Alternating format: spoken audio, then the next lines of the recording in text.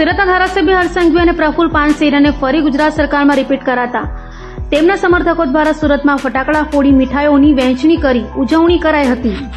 ગુજરાત રાજ્યના મંત્રીમંડળના વિસ્તરણની પ્રક્રિયા શરૂ થતાં જ રાજકીય માહોલ ગરમાયો છે। આ વિસ્તરણમાં સુરતના ધારાસભ્ય અને ગૃહ રાજ્યમંત્રી હર્ષ સંઘવી તથા સુરતના ધારાસભ્ય અને શિક્ષણ મંત્રી પ્રફુલ પાનસેરિયાને ફરીથી મંત્રીમંડળમાં સ્થાન મળ્યું છે।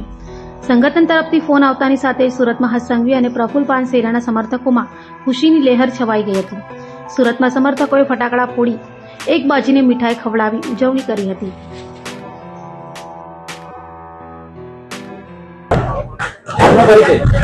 કમલ દેસાઈ, વોર્ડ પ્રમુખ 165 મજૂરા વિધાનસભા। આજે અમે ખૂબ ખુશ છીએ કે હર્ષભાઈને નાયબ મુખ્યમંત્રી તરીકે જવાબદારી નિભાવવામાં આવી છે।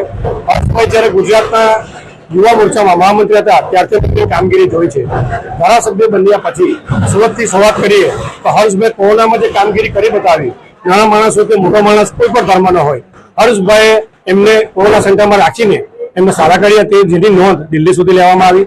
પછી રન ફોર તાપી પ્રોગ્રામ કરી બતાવ્યો છે હર્ષભાઈએ। એના પછી જ્યારે ગૃહ રાજ્યમંત્રી બન્યા તો સૌથી પહેલા ગુજરાતને ડ્રગ્સ મુક્ત કરવાનું બીડું ઝડપ્યું અને એ કામગીરી ખૂબ સારી રીતે કરી બતાવી। એના પછી હર્ષભાઈ કોમનવેલ્થ ગેમમાં હોય તો હર્ષભાઈ કોમનવેલ્થ ગેમમાં પણ ખૂબ સારી કામગીરી કરી બતાવી અને 2030માં આવે એના પ્રયત્ન કરે છે। એના પછી હર્ષભાઈ એસટી વિભાગ હોય તો એમાં બી ગરીબો માટે એસટી વિભાગમાં બી ખૂબ સારી કામગીરી બતાવી। હર્ષભાઈને જે પાર્ટી આપી છે એમને બખૂબી નિભાવી બતાવી। દિલ્હી મોવડી મંદિરે એની નોંધ લીધી અને આજે એમને ડેપ્યુટી સીએમ બનાવવામાં આવ્યો છે। બસ આજે સૌ મજૂરા વિધાનસભાના કાર્યકર્તાઓ ભેગા થયા છે, ફટાકડા ફોડી એકબીજાનું મોઢું મીઠું કરી અને ગરબા રમી અમે ઉજવણી કરીએ છીએ। અને ખાસ હર્ષભાઈ જે દિવ્યાંગોને ખૂબ માને છે અને દિવ્યાંગો માટે ખૂબ કામ કરે છે, આજે અહીંયા દિવ્યાંગ બાળકો માટે દીવા વિતરણ રાખવામાં આવ્યું છે કે જેથી કોઈ બી લોકો આવીને એ દીવા લઈ શકે।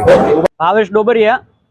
મિત્રો, મંત્રી શ્રી પ્રફુલભાઈ પાનસેરિયા સાહેબે શિક્ષણની અંદર જે ઐતિહાસિક નિર્ણયો લીધા છે એમાં મુખ્ય નિર્ણય જે મોદી સાહેબનું સપનું હતું, સનાતન ધર્મને ભગવદ્ ગીતાને યોગ્ય સ્થાન મળે, અને મંત્રી શ્રી પ્રફુલભાઈ પાનસેરિયા સાહેબ ભગવદ્ ગીતાને પૂરેપૂરું ફોલોઅપ કરે છે।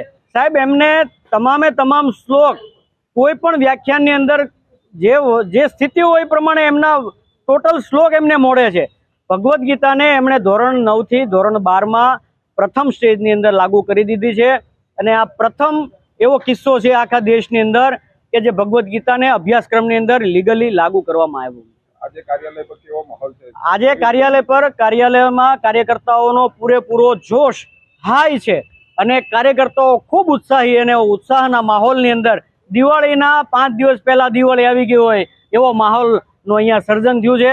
મિત્રો, આમ બધા જોઈ શકે છે કે કાર્યકર્તાઓ તો છે જ, પણ સાથે સાથે લોકોની લાગણીઓના ફોન સતત કાર્યકર્તાઓ ઉપર આવી રહ્યા છે કે ખૂબ ખૂબ અભિનંદન સાહેબને, સાધુવાદ, કોટી કોટી વંદન એવું કહી અને લોકો સાહેબને આવકારે છે જે એમને જે કેબિનેટમાં સ્થાન મળવા જઈ રહ્યું છે એને।